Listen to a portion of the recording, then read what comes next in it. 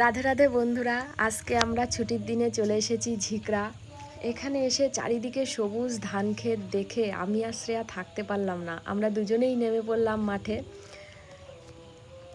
বাড়ির থেকে বেরোনোর সময় অবশ্য আকাশে এতটা মেঘ ছিল না, কিন্তু এখানে আসা মাত্রই চারিদিক কালো মেঘে ঢেকে গেল।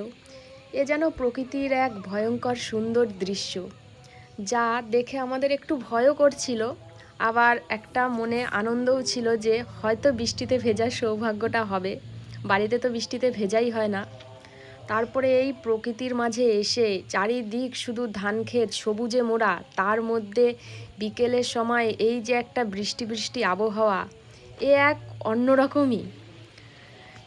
এই প্রকৃতির মাঝে এসে এইভাবে প্রকৃতির মাঝে হারিয়ে যাওয়ার যে কতটা আনন্দ, আমার তো ভীষণ ভালো লাগে।